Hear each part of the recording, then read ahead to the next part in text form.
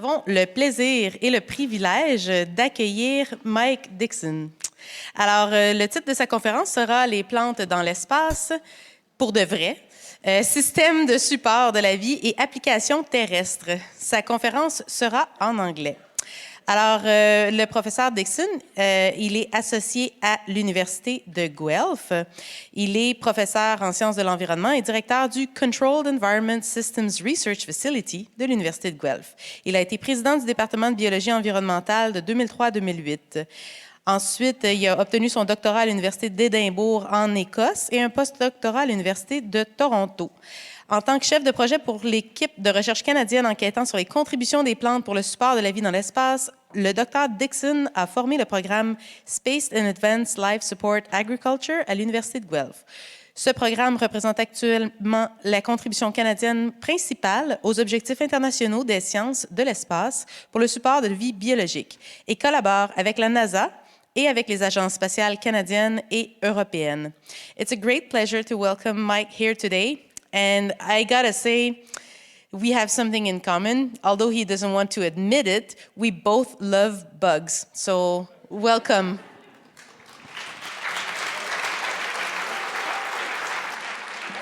Thank you.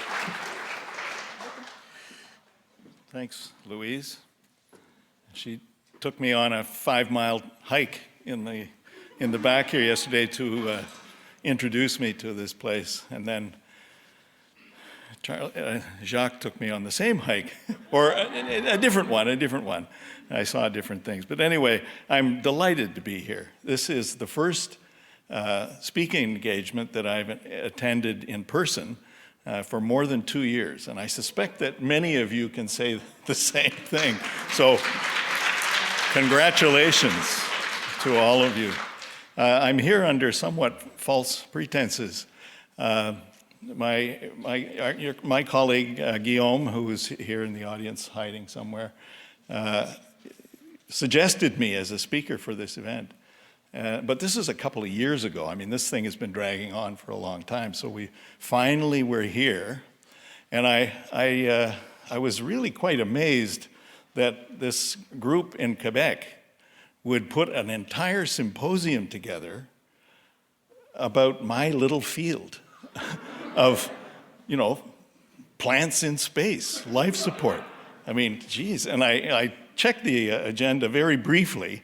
I didn't recognize any of the people on the agenda, any of the other speakers. So I said, holy Jesus, we must be growing up here in Quebec. So when I arrived yesterday, Louise broke the news to me. We're just fooling. So now I'm going to tell you absolutely clearly about plants in space, phytotechnology in space, of all things. So this is a very real program. Canada currently leads the world in this very niche field of what's called biological life support. You caught our program acronym, Space and Advanced Life Support Agriculture, SALSA. You have to have an acronym in the space program, and usually you make up, a sexy acronym, and then you stick words in there that sort of sound like what you do, and that's how SALSA was arrived at. So we have our acronym, and every group around the world has something like that. But at the moment, by virtue of the investment in the facility at Guelph in 2020, with a Canada Foundation for Innovation project that developed this particular facility I'm going to show you, we sort of jumped to the top of the heap. And we remain there to this day.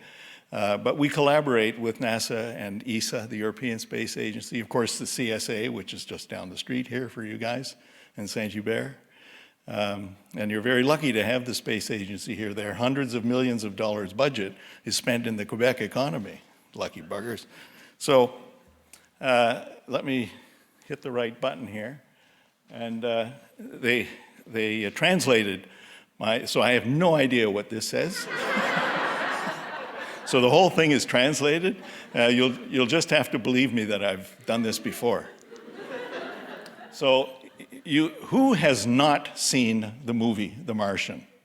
You have not? 1, 2, 3, 4. God, there's a few people. I highly recommend that you see the movie The Martian. Of all the science fiction movies of the last 20 or 30 years, it is the most scientifically accurate, mostly. Yeah, especially in the context of the life support stuff. I've got a little pointer here.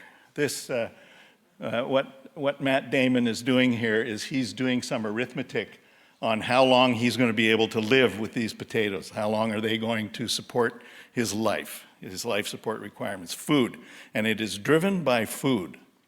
Food determines how far from Earth we can go and how long we can stay. And if you grow enough plants for your life support, and that's the arithmetic he was doing right here, and that's exactly what we do at Guelph. We develop the horticultural management strategies, the algorithms, the models for growing plants, and coming up with a nutritious, vegetarian, unfortunately, diet that will support a human person. And it takes, back about 15 years ago, we calculated that to be about 73 square meters of plants. It's now less than 50, because all of the research that I'm going to show you, all of that research and all of the people like me, and there are not that many around the world, that's why I was kind of surprised that there was a whole conference here. We're all trying to drive the cost of food production down. Because if you grow that 73 square meters of plants, that's twice the amount of oxygen, twice the amount of fresh water recycling, and twice the amount of CO2 scrubbing that you need as a single person, as a single crew member. So clearly it's driven by food. We've got a long way to push that cost down, and I'll explain that a little bit here. So this is some of what we do. And these two are bolded because mass and energy is the currency of space travel.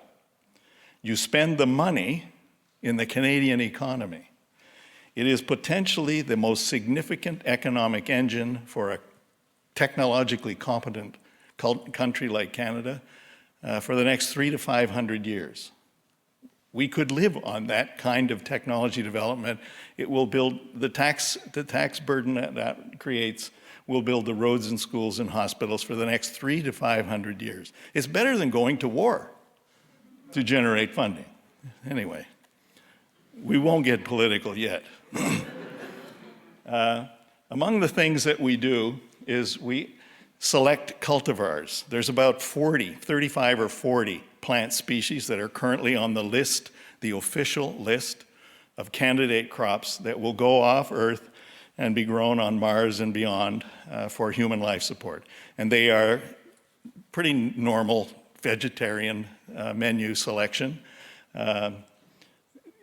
Peas, beans, carrots, the whole 9 yards. Just everything you can possibly imagine that would comprise a nutritious, well-balanced vegetarian diet. And there's even an international committee called the International Crop Candidate Selection Committee, or Candidate Crop Selection Committee. And I'm the Canadian delegate, and I joined it in 1995.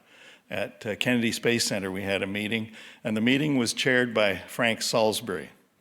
And some of you who are older than most of you will remember Salisbury and Ross. That was the Bible of plant physiology when I was in second year biology. Frank Salisbury, a venerable plant physiologist, he worked with the Russians a lot. He grew wheat on Space Station Mir back in the 90s. So he's been around the bend quite a bit in this field. So he was the eminent chair of this international committee. And I went there armed with two suggestions from Canada: roses and barley. Roses, because my research in controlled environments was very heavily sponsored by the Ontario rose growing industry at the time. And my tagline was, I'm going to grow a rose on the moon. So remember this mass and energy thing here. Unfortunately, roses, you can't eat them. And any food, any plant that you can't eat, you can't afford the mass and energy to grow them. So roses will have to wait. So I said, okay, barley. And I rationalized my selection of barley because the other thing that happened to me in 1995, I was appointed as a convener for the Malt Whisky Tasting Society of Canada. And I argued that in all of human history, probably even unrecorded human history, humans have always made alcohol. Without any exceptions whatsoever, every culture, even the Muslims. So we have always ended up making alcohol somehow. And I determined it was going to be the good stuff. So, unfortunately, Frank, as the chair of the committee, Frank was a teetotal Mormon from Utah. He didn't even laugh. So barley was off the list. And in fullness of time, Frank retired. And my very good friend, who's the head of the Life Sciences program at Kennedy Space Center for NASA, Ray Wheeler, he became the chair. And over dinner at his place one night, we were in collusion. Barley is on officially the list of human exploration candidate crops for life support. And so when they make that first dram on Mars, that's how it got there. However, some years later, I won't say however, it's not that bad. I was giving a lecture at a conference just like this. We were in a geodesic dome in the desert in Tucson, outside of Tucson in Arizona. And there was a bunch of hippies from Biosphere 2, escapees from Biosphere 2, that sort of stuff. So we were giving, and Frank Salisbury and his wife Mary were sitting right in the front row. And I was giving the update from Guelph. You know, our program was well underway by then, and so we had lots to talk about, and I was giving the update from Guelph, and I told that anecdote just like that, and I looked Frank right in the eye. Still, the bugger didn't even laugh, but his wife almost fell off the chair. So he had no sense of humor. And now I know that Jacques is going to start holding up 5-minute signs here in a minute. So I'm not noted for being short-winded. So barley, still on barley here.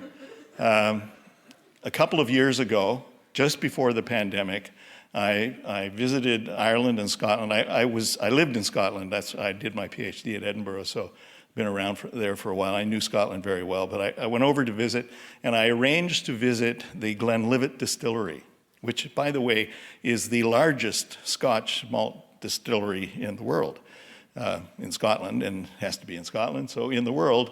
And I was hosted by the senior administrators of the Glenlivet Distillery, and I convinced them that they should join me by putting barley into space. And they got all excited, and they said, okay, and we'll even pay for it. So they did. I connected up with Alpha Space in Texas. They run a program on what's called the MISSI platform, and that's another acronym that means, I can't remember, but it's something, space exposure. And basically, it's a platform outside the International Space Station where they test electronics and sensors and a whole lot of things. So biological payload was an unusual thing for them, but I wanted to put my barley seeds on that platform just to see if they could handle it. It's cosmic radiation, plus and minus 200 degrees Celsius. So it gets, if you're in the sun, it's really hot, and if you're in the shade, it's really cold. So pretty extreme conditions, and I wanted to see how barley would fare. So they're in one of these boxes, in one of these blue boxes, and this is the Canadarm that's maneuvering the payload out to the MISSI platform. I don't have a picture of it on the MISSI platform, but they spent 6 months there, and I got them back just under 2 weeks ago. I got them back in Guelph. quite a lot of administrative bureaucracy associated with bringing seeds that have been in space and bringing them back and across the American-Canadian border. Oh my God. Getting them from Scotland to Canada to, anyway, it was much easier on the space station. So here they are. They spent 6 months there and they came back. And then this is, oh yeah, you get a certificate. If you're a seed and you've been in space, you get this certificate. It's really cool. But we grew some. Here they are. These seeds were out on the Missy platform for 6 months, exposed to those extremes of environment. Now, we have data. We have radiation data because a buddy of mine was doing a very similar experiment right next to us, and I couldn't afford the radiation sensor, which was 10,000 US, but he had one on his because he was working for NASA. And so I'm borrowing his data. I've got temperature data, and it turns out that we never really got to plus 200, because if we had, this wouldn't have happened. So it was probably around 50, but it did get to minus 200. So these seeds, but we had already tested them with liquid nitrogen, so we knew they were pretty tough. But this is remarkable that they're actually growing. Now, we sent the large bag of seeds back to Scotland, to the Glenlivet distillery. Syngenta is going to prep them and grow them and harvest them this fall, and multiply the seed, and then plant another batch, grow them, harvest them, malt them, and make scotch. And so you can imagine how much a bottle of that stuff's going to be worth. I think I might get a free one, but so here's the history of our Guelph blue box growth chamber technology. It started here in '95 with the original chambers, the largest sealed. These were essentially replacing NASA's what's called the biomass production chamber, which is at Kennedy, which is a huge thing. It would barely fit in this room. It was an old diving bell that they converted. But it leaked like a basket. So it had had its time as a research tool in this field. So we built the next generation and then have gone on to develop more and more advanced technologies. This is the one we built for the European Space Agency. It currently lives in the pilot plant in Barcelona. This is the one, these chambers, there's 5 of them. These are the hypobaric chambers. And they're designed to answer a very simple question, relatively, but an extremely profoundly important question. How low can you take the pressure and still have plants providing all the functions of human life support?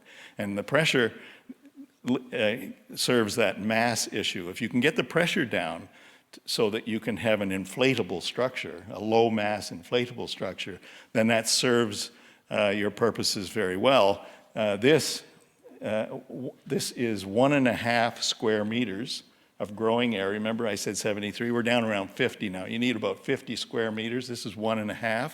It weighs 8 tons. And it's designed to be able to be structurally stable with the vacuum inside and full Earth atmosphere outside. So if the answer to our question back in 15 or 20 years ago had been, you got to have full Earth atmosphere, 21 oxygen, 78 nitrogen, et cetera, et cetera. You got to have all that, or the plants won't do their job. If that was the answer, human space exploration as we currently understand it is limited to low Earth orbit and maybe a hop to the moon and that. Beyond that, long-term explorations, finding life on Mars. You heard it here first. We are going to find life on Mars. Maybe not alive and kicking today, but the fossils of some microbial life form will absolutely certainly be on the bottom of some frozen lake on Mars. Write it down. So these chambers, this one is one of the more recent generations. You'll notice they're not white anymore, or they're not blue anymore, because I wasn't there when they chose the color. But nevertheless, keep your eye. This is a very brief video. And up in this corner is going to be a pressure gauge, and there are pepper plants inside the hypobaric chamber. And what we're doing is we're pulling the pressure down, just asking that simple question, how do you like the pressure, guys? Now, I think I may need There we go. And my apologies to Mr. Bowie and Mr. Mercury. I have to acknowledge them or I get copyright infringement. So these are the pepper plants. These are hours and minutes. So they spend 3 hours at each condition. So we just bounced down to 70% of Earth's atmosphere, roughly 70 kilopascals total pressure. And it spends 3 hours there, so when it hits 4, it had an hour just to acclimate at the very beginning. So now we're at 40% of Earth's atmosphere, and that's 40% of everything, because it's only 3 hours and plants can handle short term.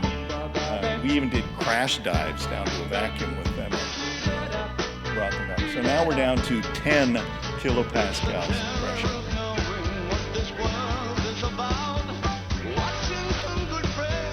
Now wait for it. We're going to bounce back to full Earth atmosphere at 10 hours. There. So now we're back to full Earth atmosphere. And what's happening? Now, this actually represents a technical failure of our systems at the early stages of our development of hyperbaric technology. Did anybody see Total Recall with Arnold Schwarzenegger in it? Not the more recent one, but the old ancient one. You remember? And so Arnie fell out of the Mars habitat, and what happened to him? He started to explode, right? Because his internal pressure, his blood pressure, et cetera, or maybe he had to pee, made him explode. What did the plant do? Exactly the opposite. It wilted. It actually collapsed. And it's not because of the pressure. It's because of the vapor pressure. Water. This thing was pumping out water faster than it could resupply, and so it wilted. And the problem was our condenser in hypobaric conditions, low-density conditions, was taking water out of the atmosphere faster than the plant could put it back, so it wilted. Now, you'll be happy to hear that many, many times after that now, we have managed to grow plants at 10 kilopascals total pressure, as long as 7 of it is oxygen. So in other words, a 70% oxygen environment, which I don't say out loud when the fire marshal is around inspecting our facilities, because he probably would have shut us down. But in any case, oxygen is the main limiting variable, not pressure. Plants, 1 atmosphere, they routinely pull 20 times that, sucking water up from the roots if you're a water relations specialist. So why do I keep this artifact of our technical failure? Because there's a huge, sometimes vigorous argument among engineering community. Any engineers in here? No? Good. We have a long-standing feud.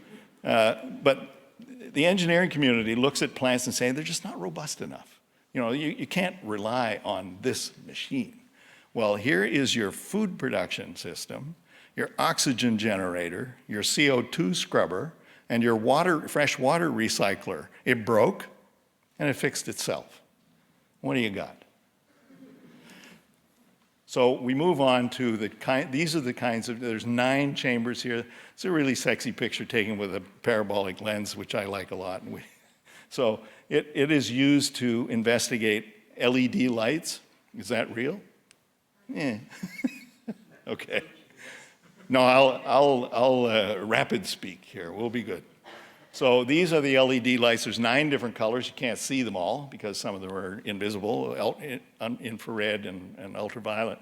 But this is designed, there's nine chambers here. They used to be hypobaric, no longer. But we use them for a rapid turnaround, short-term experiments with single plants or a few small plants. And we're looking at, these days, light quality. Light quality turns out to be an extremely powerful tool in plant experiments, plant physiology, plant environment interaction. In those chambers, we typically, we look at light, CO2, temperature, humidity, nutrients, and water. That's farming, right? You try and homogenize all of those environment variables as best you can.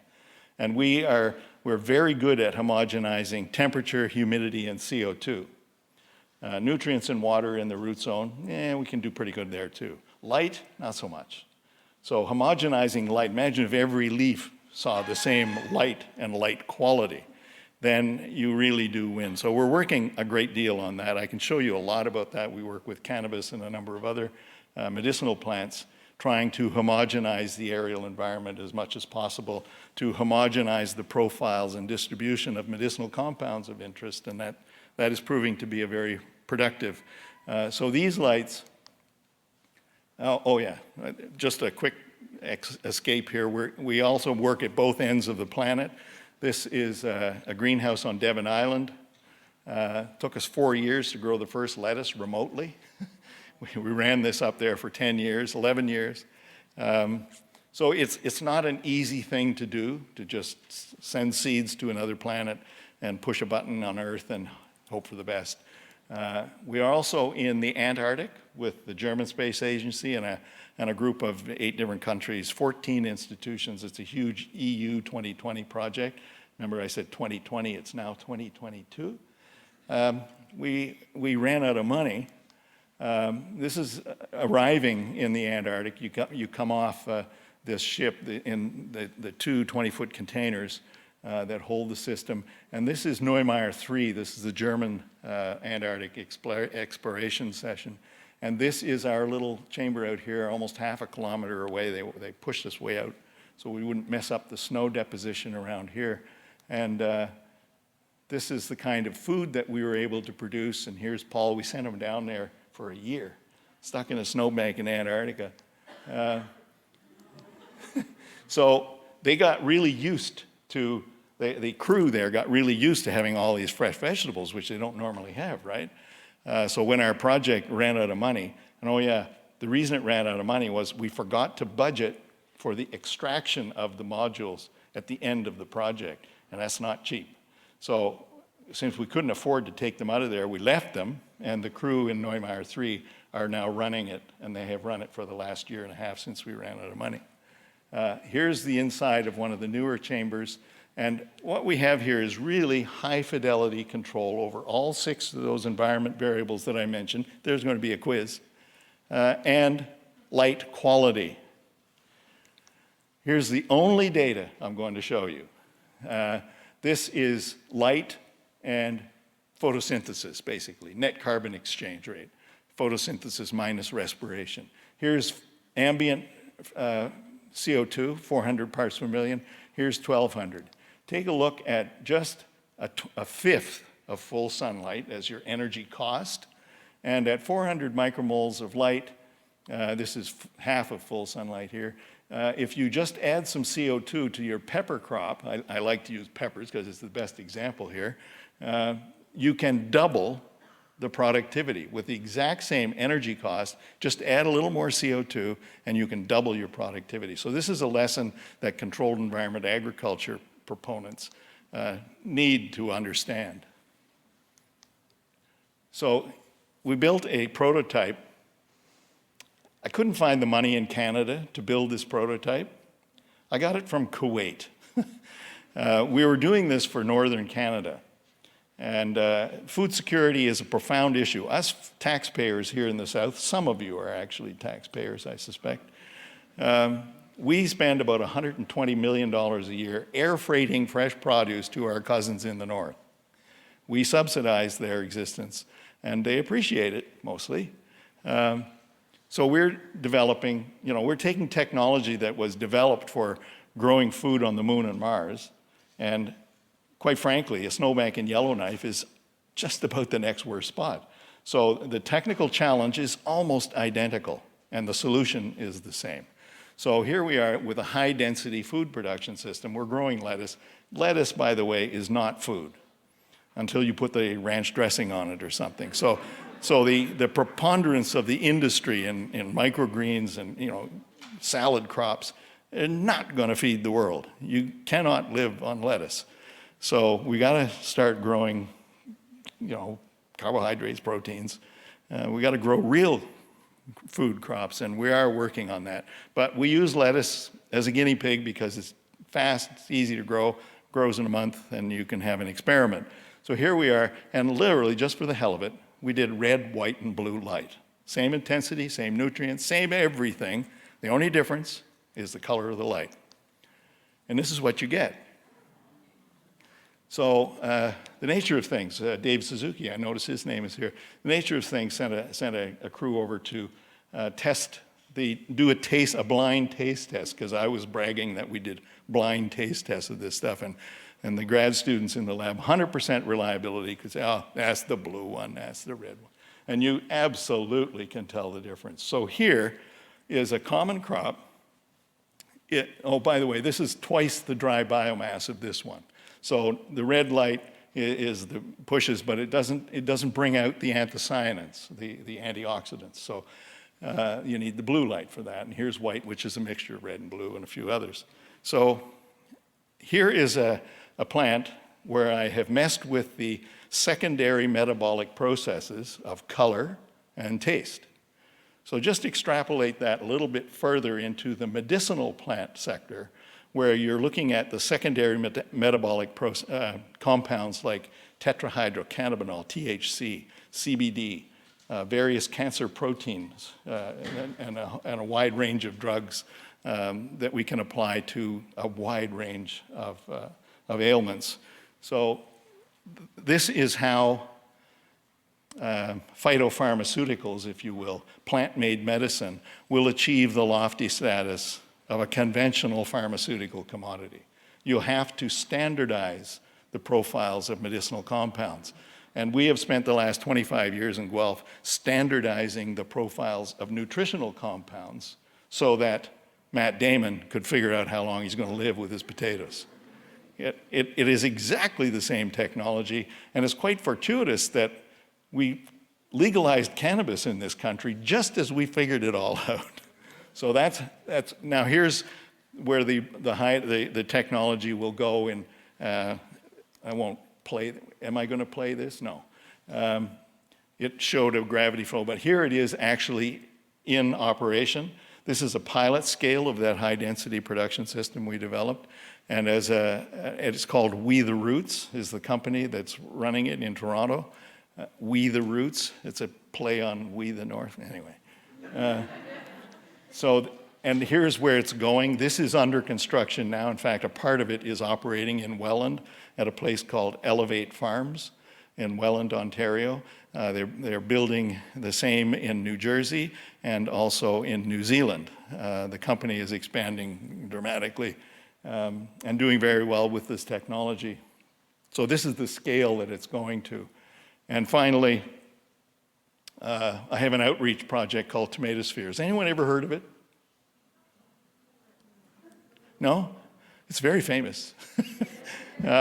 We send seeds into space, tomato seeds into space, bring them back, ship them out to primary and secondary schools, mostly primary schools, 10-year-olds across Canada, and they do a germination experiment. It's a very real space science experiment.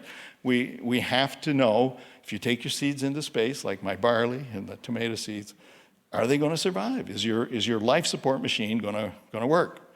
So luckily, for the last that we started this, Bob Thirsk and I, good friend of mine, he and I started this project in 2000. It is now licensed to an American institution and to Let's Talk Science here in Canada. Chris took a peg. You notice Mark Garneau on his last space flight in December 2000 took the first bag of seeds up. You notice how it's gotten bigger and bigger? Anyway, at this point I always ask, does anybody have a birthday today, May the 5th? No? That's unusual for a group this size for somebody. What about this week? And I know the answer to that. Where's 16?